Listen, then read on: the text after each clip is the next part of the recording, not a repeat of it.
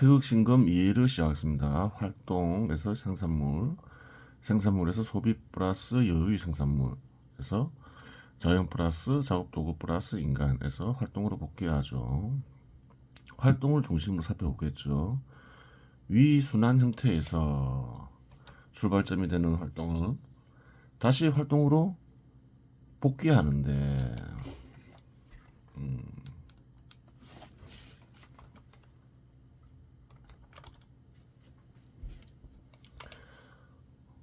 활동으로 복귀하여 이어지는 원인은 새로운 생산물을 얻기 위함입니다. 지속하는 기간이 차이는 존재할지라도 모든 생산물은 필요한 기능을 유지하는 기간이 존재하며 음식과 같이 한번 소비하며 새로운 생산 외에는 소비할 수 있는 방법이 없는 생산물도 존재합니다. 지속 기간도 다르고 사라지는 거죠. 다시 생산해야 되죠. 재활용이 불가능한 생산물도 있다. 이렇게 얘기하고 있는 거죠. 설사 생산물이 영원히 지속된다고 하더라도 한 번에 평생 소비할 대상을 얻을 수 없는 한 순환은 이어질 수밖에 없습니다. 그래요. 평생 소비할 대상을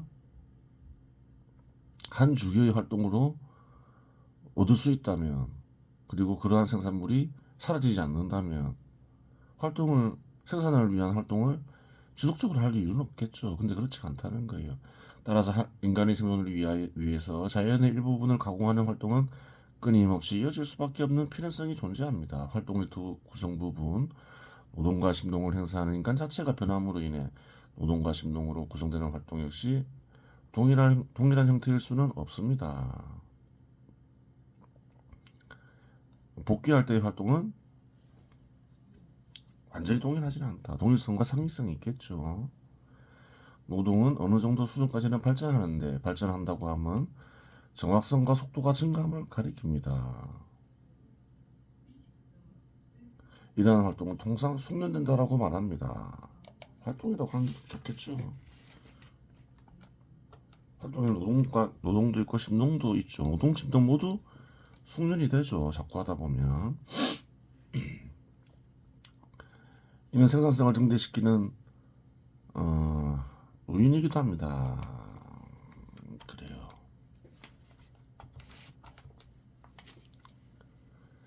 즉 복귀되는 활동은 정확성과 속도가 증가한 활동이라고 하겠습니다. 어린아이가 젓가락을 사용할 때에는 제대로 사용하지 못해 포크를 이용하는데 지속적으로 젓가락을 사용함에 따라 정확성과 속도가 증가해요. 불편함 없이 이용하는 것이 이를 입증하는 사례라고 하겠습니다. 또한 요리를 할 때 칼질에 미숙한 사람은 형태도 보이기에 좋지 않고 칼로 가공하는 속도도 느린데 그래요. 요리사의 경우 지속적인 노동으로 칼을 이용할 때 정확도와 속도가 일반인과는 확연히 차이가 나는 것을 확인할 수 있습니다. 그렇죠.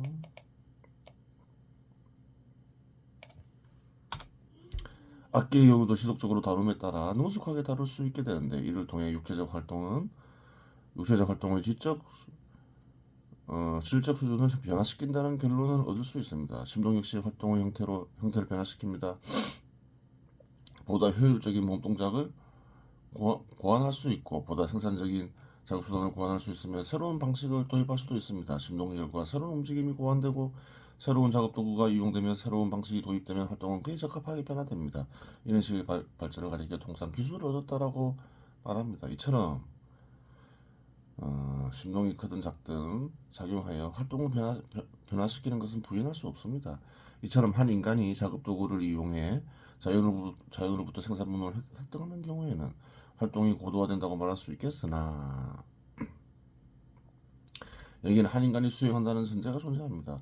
어떤 생산물을 생산할 때 집단으로 이루어지면 전체 활동은 고도화되지만 개개인의 활동은 역으로 단순해질 수 있습니다.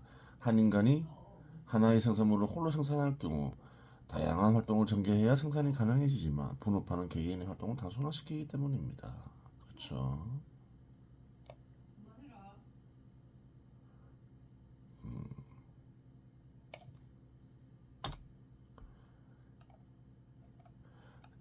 3. 생산물에서 소비 플러스 요리 생산물에서 자연 작업 플러스 작업도구 플러스 인간에서 활동에서 생산물로 복귀하죠.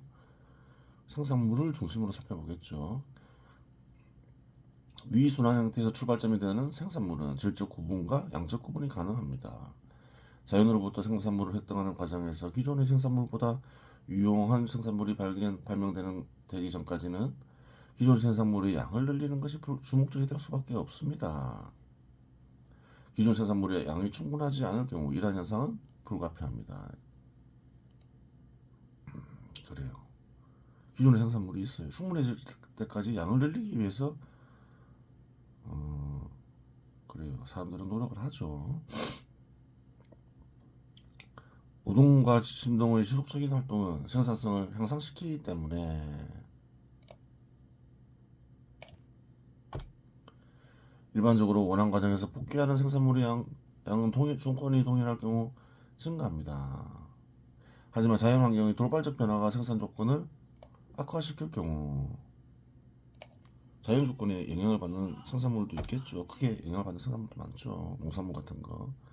인간이 지닌 생산성이 이를 극복하지 못하면 생산물의 양은 감소할 수 있습니다. 하지만 장기적으로는 활동과 작업 도구의 생산성이 증가하고 어느 정도 자연환경의 돌발적 변수에 대응하는 것이 가능하기 때문에 장기적으로 생산물의 양 역시 일반적으로 증가합니다. 기술의 발전이 미천한 상태에서는 자연으로부터 얻을 수 있는 대상이 제한적이지만 지적 개념이나 관념이 성장하여 기술이 발전하면 획득하는 과정이 보다 복잡하고 어려운 대상이라고 하더라도 획득이 가능해집니다. 그렇죠.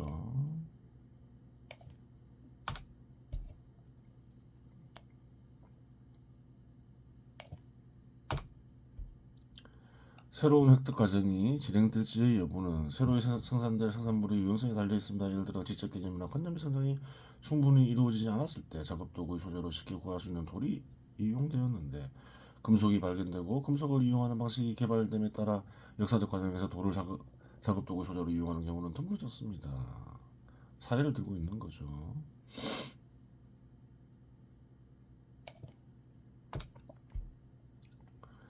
구리를 예로 들자면 구리를 처음 발견했을 당시에 구리는 무르기 때문에 유효성이 떨어졌습니다. 하지만 심동의 결과 합금 기술이 발견 및 발전하였고 구리와 주석을 결합하여 제조된 청동은 강도가 강해져 유용성이 급격히 상승하여 이용이 가능해졌습니다. 그렇죠. 19세기 초 알루미늄이 전기 분해로 추출이 가능해짐에 따라서 19세기 들어서는 또 알루미늄이 또 발견되고 사용 가능해지죠. 알루미늄과 구리를 결합한 알루미늄 청동이 개발되었는데 알루미늄 청동은 강도도 높고 부식과 만별이 잘 되지 않아 현 시대에서 선박용 소형 프로펠러, 기어, 화학용 기기 부품 등에 이용됩니다. 그렇죠. 저는 부식과 만별이 잘 되잖아요. 근데 알루미늄 청동은 또 나름대로 유용성이 있다는 거예요. 참고로 알루미늄 청동의 주석은 합금 과정에서 이용되지 않으며 알루미늄은 1825년 덴마크 화학자 한스 크리스티안 웨른스테드에 의해 산화물의 형태로부터 알루미늄을 분리 추출한 것입니다.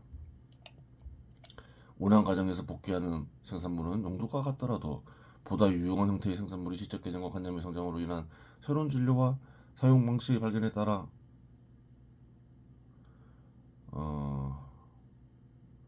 새로운 생산물로 대체되는데 질적 전환은 늘 발생하는 것은 아니므로 일반적으로 양이 주로 인지되고 중시된다고 하겠습니다.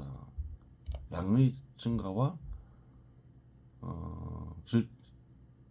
질적 전환 두 개가 동시에 진행되고는 있죠. 근데 보통 일반인들에게 인지되는 것은 양적 증가죠. 질적 전환은 또 현 시대에서는 쉽게 발견되죠. 발전하는 속도가 빨라짐에 따라서 그래요. 따라서 생산물의 기능의 발전 정도 및 생산물의 다양성은 문명의 발전 정도를 측정하는 척도가 될 수 있습니다. 반면에 생산물의 양의 증가는 생산 방식과 연관지어 살펴보아야 문명의 발전 정도를 알 수 있습니다. 생산물의 어떤 질을 통해서 문명의 발전을 측정할 수도 있겠죠. 또한 생산물의 양의 증가를 통해서도 문명의 발전을 그래요. 측정할 수 있어요. 한 명이 1년간 15의 양을 생산하는 생산 방식이 존재하고 한 명이 1년간 30의 양을 생산하는 방식이 존재할 경우 후자가 발전한 경우죠. 전자의 경우 100명이 투입되고 후자의 경우 20명이 투입될 경우 전자의 경우 생산량은 1000이 되고 후자의 경우 생산량이 600이 됩니다. 하지만 이 경우 전자가 생산량이 많다고 하여 후자보다 발전했다고 말할 수 없는 것입니다. 만일 생산 방식이 개선되면서 생산 물량이 증가한다면 역시 문명의 발전 정도를 측정하는 척도가 될 수 있음을 알 수 있습니다. 생산량만을 보고 문명이 발전했다 이렇게 얘기는 해서 안 된다는 거예요. 생산성을 봐야 되는 거죠.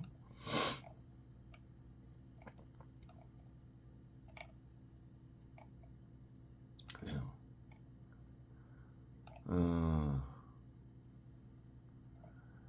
GDP가 높다고 해서 문명이 발전했다고 얘기할 수는 없어요. 예를 들어서 중국의 GDP가 한국이나 일본보다 훨씬 높죠. 현 시대에 와서는 영국이나 프랑스보다 높아요. 근데 GDP가 더 크다 해서 문명이 발전했다 그렇게 얘기할 수는 없다는 거예요. 생산성을 봐야 된다는 거예요. 그냥 사례를 든 거죠. 국가를 통해서. 소비 플러스 여유 생산물에서 자연 플러스 작업 도구 플러스 인간에서 활동에서 생산물에서 소비 플러스 여유 생산물 이렇게 되죠.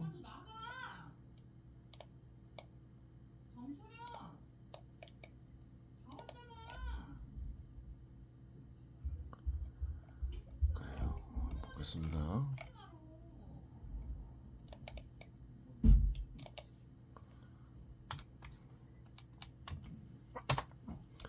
위순환 형태의 출발점이 소비 플러스 여유 생산물의 상태의 경우 간단하면서도 역사적 과정상 복잡한 질곡들이 형성되어 곤란을 일으키고 있습니다.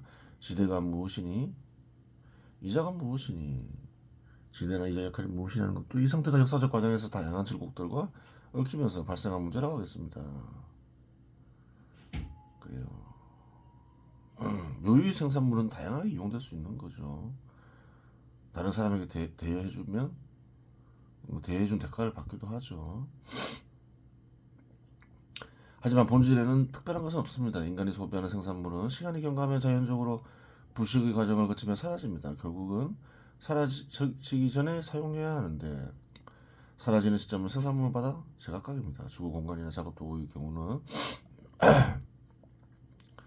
소재의 특성에 따라 비교적 긴 기간 용도를 유지할 수 있지만 생산수단의 하나인 식량의 경우는 장기간 용도를 유지할 수 없습니다. 인간은 소비할 대상인 생산물이 모두 소진된 뒤에는 활동이 불가능해집니다. 주거 공간에 이상이 없더라도 비축한 식량이 떨어지고 자연조건상 일정 기간에만 재배와 수확이 가능하다면 비축한 식량이 있더라도 식량을 획득하기 위한 활동이 필요합니다. 따라서 시간과 공간을 초월하여 생산물을 생산하는 활동을 이전 재고는 필요한 만큼 항상 존재해야 합니다. 재고는 사용 중인 재고가 있을 것이고 향후 사용할 재고가 존재하는데 이러한 재고의 총합을 부라고 합니다. 사용 중인 재고. 사용 중인 재고라고 얘기하진 않죠. 약간 재고를 좀 광범위하게 보고 있으면 알 수 있어요. 그래 한번 볼게요. 주석. 사용 중인 생산물을 재고라고 말하진 않는다. 작업수단이건 개인적인 소비를 위한 수단이건 사용 중인 생산물은 중고라고 불린다. 하지만 여기서는 중고와 재고를 구별하고 있지는 않고 있다. 생산물은 중고와 재고로 나누어 파악할 수도 있죠. 재고는 새거지만 사용하지 않는 걸 가리키고 중고는 사용 중인 생산물을 가리키죠. 생산물은 중고와 재고로 나누어진다 이렇게 쓰면 정확한 거죠. 즉 재고가 존재하지 않으면 새로운 활동에 큰 지장이 발생할 것이며 활동의 장기간 불가능해질 수 있습니다. 따라서 어느 사회건 재고는 필연적으로 존재할 수밖에 없으며 사회의 규모가 크면 클수록 재고의 양은 이에 비례하여 커진갑니다. 재고는 사회 유지를 위해서는 반드시 필요한 요소인데 지나치게 많으면 자연적 부순이익이나 가치 하락이 발생할 수 있으므로 사회적 문제를 일으킬 수 있습니다. 여기서 이 재고는 또 그래요. 중고를 얘기하는 건 아니죠. 하여간 사용 중이거나 사용 전이거나 재고는 사회 전체적인 관점에서는 사회적 생산물의 생산을 위한 작업수단이 됩니다. 생존수단의 경우도 사회 전체적 관점에서는 활동시추를 유지와 창출을 위해서는 존재해야 하므로 사회적으로는 작업수단으로 인식됩니다. 그래요. 어떤 관점에서 보냐에 따라서 작업수단이기도 하고 그 개인적으로 소비되는 생산물도 작업수단으로 인식될 수 있다는 거예요. 사회가 유지되기 위해서는 그래요. 개인적인 그래요. 소비수단이 반드시 있어야 되잖아요. 그 사회를 유지하기 위한 수단이 되니까 작업수단이 된다는 거예요. 시대가 형성되고 이자가 발생하고 부동산 가격이 변동하는 것도 사회 전체적 관점에서는 작업수단의 위치에 놓이게 되기 때문입니다. 화폐의 경우도 예외는 아닙니다. 금이나 은과 같은 대상의 경우에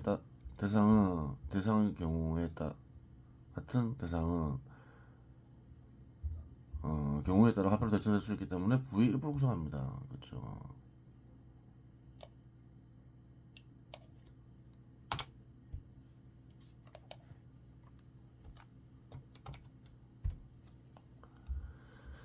시장 지배 시대가 어느 정도 성장하면 지표의 형태를 지닌 가상화폐가 금이나 은과 같은 실물화폐를 대체하게 되는데 이 역시 본질을 변화시키지 못합니다. 가상화폐는 재고에 간직된 재고에 담긴 가치의 담지자이자 재고와 교환할 수 있는 정서일 뿐입니다. 그렇죠.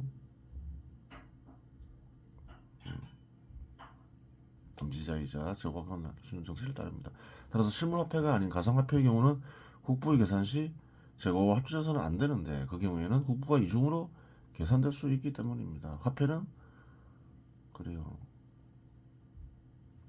어떤 대상과 교환될 수 있는 증서죠. 뭐 약속이 의해서 만들어지는 거죠. 가상화폐 이런 거는. 금, 은은 다르죠. 생산물이죠. 타국의 화폐의 경우는 보유액을 재고에 더해야 하는데 그 이유는 타국의 화폐가 간직하고 있는 가치 즉 재고의 존재가 외국에 존재하기 때문입니다. 그렇죠. 자국의 화폐는 부를 측정할 때 계산돼서는 안 되지만 타국의 화폐는 계산될 수 있다. 왜? 타국의 부를 획득할 수 있는 정서이기 때문이죠. 세계화폐나 타국의 화폐는 타국의 재고를 사용할 수 있는 권리인이 세계화폐의 증가나 타국화폐의 증가는 소비할 수 있는 생산물의 증가와 동일한 효과를 지닙니다. 마찬가지로 국내에서 유출된 자본 없이 타국에 대한 채권이 증가하는 것 역시 소비할 수 있는 생산물의 양이 증가하는 것이므로 소비할 수 있는 생산물의 증가와 동일한 효과를 지닙니다. 그렇죠. 반면에 국내에 유입된 자본 없이 타국에 대한 채무가 증가했다면 소비할 수 있는 생산물의 감소와 동일한 효과를 지닙니다. 채무를 지니고 있다는 것은 타국으로부터 그래요. 그 국가의 어떤 부를 타국에 줘야 된다는 걸 얘기하는 거, 자기 것이 아니라는 얘기죠.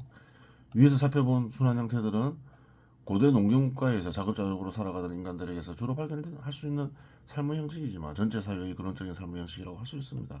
사회의 양적 성장으로 인해 국내적 국제적 분업으로 인해 다양한 지국들이 근원적 삶의 형식에 더 시효적 혼란을 일으키지만 전 세계를 한 사회로 가정할 경우 이 형식은 시대와 공간을 초월하여 존재하는데 이는 이 형식이 이 인간의 근원적 생존 조건이기 때문입니다. 여러 가지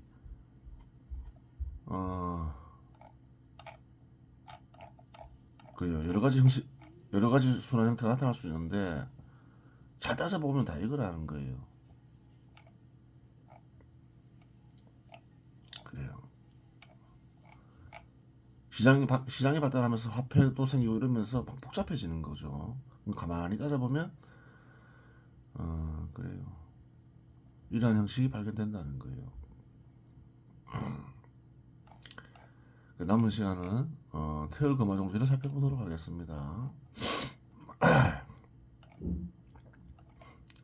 여기서부터 하면 되죠.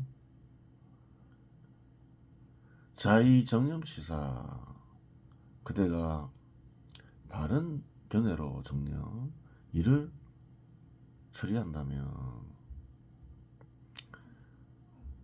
회강을 한다고 해서 주어진 삶을 살지 마라 그러지 않죠. 잘 살아라 그러죠. 근데 일을 할 때 방법이 있다는 거예요. 충실히 사는 것 충실히 산다는 것은 추상적이잖아요. 어떻게 사는 게 충실하냐?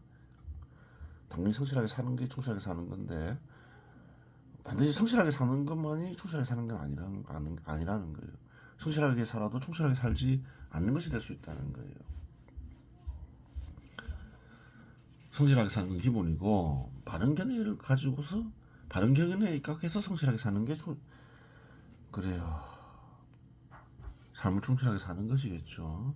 즉 광불이 물증. 저는 굴러간다 이런 뜻이죠. 이를 처리한다면 곧 빛은 그래요. 그 물체에 물건에 의지하지 않고 사물에 의지하지 않고 굴러가게 된다.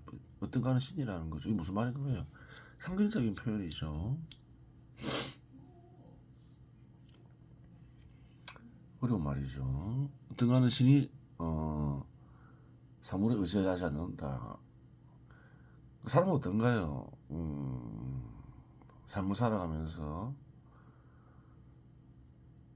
사물에 의지한다. 어떤 일이나 육체를 통해서 어떤 일을 겪게 되면 그래요.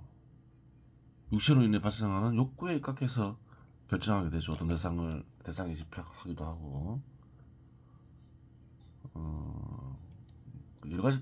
그러니까 이렇게 풀이하면 되겠죠. 정확한 뜻은 이 문장은 사람은 통상적으로 어떤 일을 겪게 되면 육체에서 비롯되는 욕구나 욕구에 의해 입각해서 결정하게 되죠. 보통 혹은 욕망에 입각해서 결정하게 되죠. 그런 것에서 벗어나게 된다. 왜?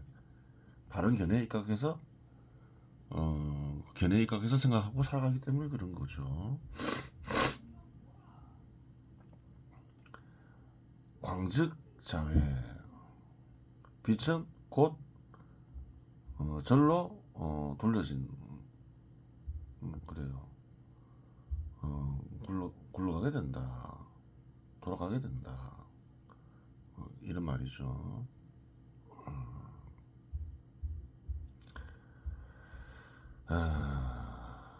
그래요.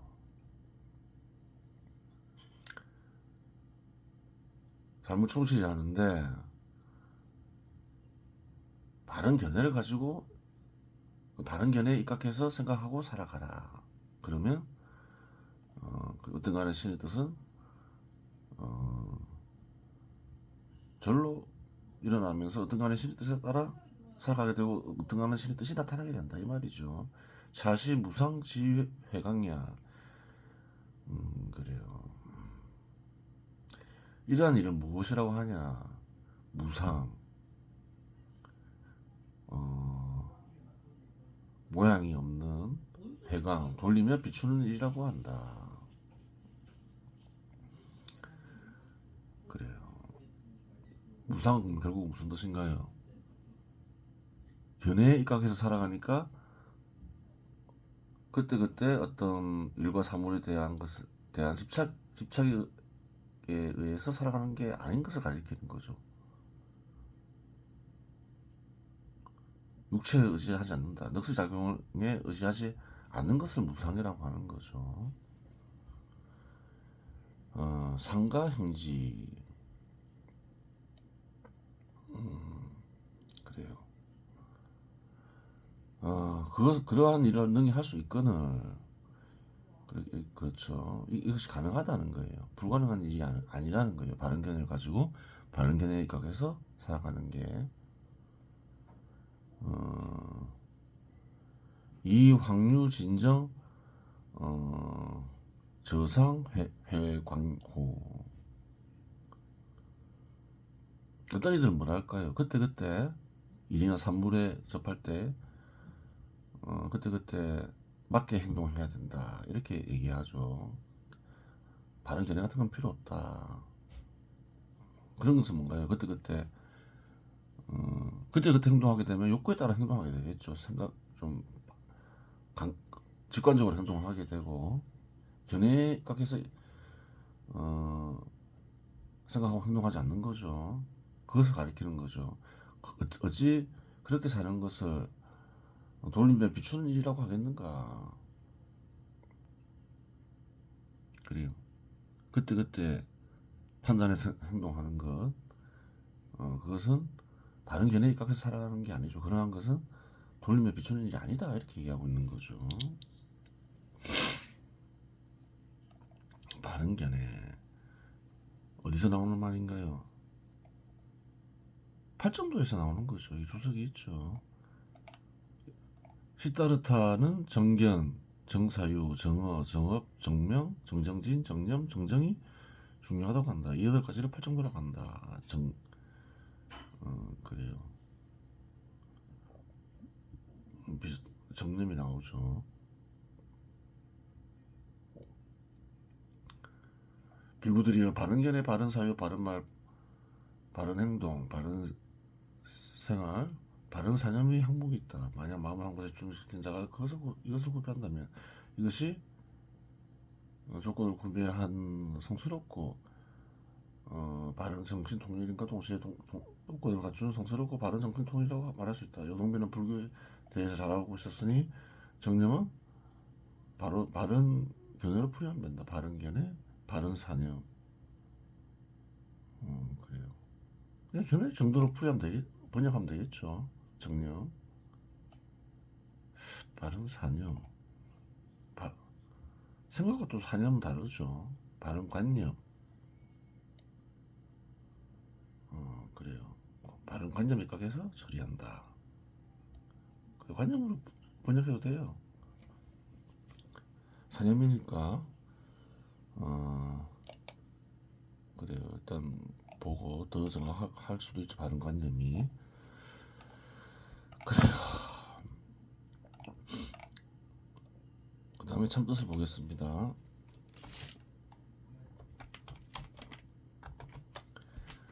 삶을 충실히 살아가면서 너스작용을 거치고 어리작용을 일으키는 방법은 무엇인가? 일체에 대한 바른 견해를 지니고 그러한 견해에 입각하여 생각하고 행동하면 된다. 그리하면 애쓰지 않아도 넉스작용은 거치고 어리작용은 절로 일어난다. 그러면 바른 견해는 어떻게 얻는가? 스스로 얻는 법이 있고 진리와 진실을 간직한 견해를 통해 얻는 방법이 있다. 스스로 얻는 방법은 진리에 이르는 길을 알고서 진리에 이르는 길에 입각해 바른 견해를 얻는 법인데 실상 이러한 방법으로 바른 견해를 얻기는 무척 어렵다. 스스로 얻는 방법이 있고 그래요. 진리와 진실을 간직한 견해를 접하면서 얻는 방법이 있겠죠. 진리와 진실을 간직한 견해를 통해 얻는 법은 타인이 남긴 진리와 진실을 간직한 견해를 끊임없이 생각하고 현실에서 확인하는 방법을 통해 얻는 방법으로 묻혀 싶다. 어려운 방법과 쉬운 방법이 있다는 거예요. 스스로 얻는 것과 진리와 진실을 간직한 견해를 접하면서 얻는 것. 후자가 훨씬 쉽겠죠.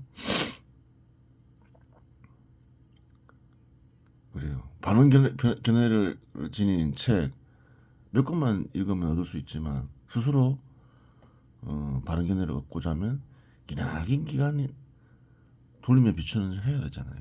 힘들잖아요. 하지만 타인이 남긴 진리와 진실을 간직한 견해가 있다고 하더라도 긴 세월이 흐르면 쓸모가 없어지는 것이 아닌가 하고 의문이 생기면 회의를 느낄 수도 있습니다. 어떤 특정한 시점에는 진리와 진실을 간직한 견해가 남겨져 있고 그 견해가 상당히 쓸모가 있을 수 있겠죠. 그러면 세월이 흐르면 그래요. 사회와 사람들의 삶의 방식도 많이 바뀌겠죠. 그러면 쓸모가 없어지지 않느냐 이렇게 생각할 수 있잖아요. 회의적으로 바뀔 수가 있잖아요. 하지만 그러한 일은 걱정하지 않아도 된다. 불완전하더라도 진리에 이르는 길은 세상에 남겨져 있고 그렇죠. 남겨져 있죠. 진리에 이르는 길은 바른 견해가 필요한 때가 되면 진리에 이르는 길을 통해 바른 견해를 제시하기 위해 돌아오는 이가 반드시 있을 것이기 때문이다. 세월이 많이 흐른다고 해서 바른 견해가 설사 과거에 있었다 하더라도 없어질 것이다. 그렇게 생각하지 말하는 거예요. 바른 견해를 제시하기 위해 돌아오는 이가 반드시 있다는 거예요. 뒤에 살펴보기로 하고 하여간 바른 견해에 입각해 살아가면 그때그때 생기는 대상에 대한 집착이나 욕망에 따라 살아가지 않게 되고 절로 넋의 작용을 거치고 어리작용이 일어나기에 이러한 일을 가리켜 모양 없이 돌리며 비추는 일이라고 한다. 그래요. 이러한 일이 능히 가능하거늘 그때그때 모양에 사로잡혀 욕망에 따라 행동하며 생각하며 행동하는 일을 어찌 넋의 작용을 거치고 어리작용을 일으키는 일이라고 하겠는가. 그때그때 욕망에 따라서 욕망에 입각해서 생각하고 행동하면 실수를 많이 저지르게 되겠죠. 돌아오는 이 한번 보겠습니다. 바른 견해를 남기기 위해 돌아오는 이가 반드시 한 사람일 이유는 없다. 그리고 돌아오는 이가 바른 견해를 남기기 위해서만 돌아오는 것은 아니다. 돌아오는 이는 누군가요? 보겠습니다. 너희 마음에 존재하는 절대자가 구세주이니 너희가 구세주가 되지 않으면 너희에게 구세주는 없다. 누군가 진리의 말씀을 전하는데 너희가 구세주가 아니면 진리의 말씀을 알아들을 수 없다. 너희가 진리의 말씀을 전해도 누구도 알아듣지 못한다면 세상에 구원 없다. 고로 구세주를 기다리는 곳에서는 구세주가 없다. 구세주가 나타나도 구세주인지 알 수 없고 말씀이 전해져도 실행할 이들이 없고 설사 구원받아도 구원받을지 모르기 때문이다. 누구나 구세주가 되고자 하는 곳에서 구세주가 나타난다. 누구나 절대자와 진리를 사랑하니 말씀이 나타나고 누구나 말씀을 이해할 수 있고 절대자의 뜻을 따르려니 누구나 말씀을 실행한다. 그리하여 안에서나 밖에서나 하늘나라가 이루어진다. 그래요. 돌아오는 이는 구세주이기도 하지만 구세주라고 표현되는 어떤가는 신을 가리키죠. 어떤가는 신은 자신의 뜻을 실현하기 위해서 항상 인간들이 마음에 있긴 하지만 구체적으로 나타나기도 한다는 거예요. 그것은 바른 견해를 제시하는 일일 수도 있고 바른 견해를 실천하는 일일 수도 있고 그런 거죠. 절대자의 뜻을 실현하기 위해서는 여러 활동을 하는 인간들이 필요하겠죠. 대체로 한 사람에게만 나타나는 경우는 잘 없어요. 여러 사람들에게 나타나겠죠. 통상적으로 그렇다고 봐야 되는 거죠. 돌아오는 이에 대한 얘기는 성경에도 있죠. 요한복음에도 있죠. 한번 보겠습니다. 돌아오는 이에 대한 얘기는 요한복음에도 일부 남겨져 있다. 그리고 내가 아버지께 청하면 아버지께서는 다른 보호자를 너희에게 보내시어 영원히 함께 있도록 하실 것이다. 그분은 진리의 영이시다. 진리의 영이라고 말하죠. 어떤가는 신을 가리키는 거죠. 인간의 마음에 나타나는 어떤가는 신을 진리의 영이라고 얘기하기도 하죠. 보호자 곧 아버지께서 내 이름으로 보내실 성령께서 너희에게 모든 것을 가르치시고 너희에게 말한 모든 것을 기억하게 해주실 것이다. 그래요. 성령 어떤가는 신을 가리키죠. 그러나 그분 곧 진리의 영께서 오시면 너희를 모든 진리 안으로 이끌어 주실 것이다. 그분께서는 스스로 이야기하지 않으시고 들으시는 것만 이야기하시며 또 앞으로 올 일들을 너희에게 알려주실 것이다. 그래요. 어떤 돌아오는 이는 기본적으로 어떤가는 신인데 또 들으시는 것만 이야기한다. 때에 따라서는 어떻게 협소하게는 어떻게 이해되나요? 바른 견해를 어떤가는 신을 전달하는 이 그리고 어떤가는 신이 뜻이 간직된 바른 견해를 제시하는 이를 가리키기도 해요. 기본적으로는 그건 협소하게 이해되는 것이고 기본적으로는 그래요. 어떤가는 신의 뜻을 어떤가는 신을 가리키죠. 그리고 그것은 여러 사람에게 어떤가는 신의 뜻을 실현하기 위해 나타날 수도 있다. 그런 거예요. 이번 시간은 여기서 마치겠습니다.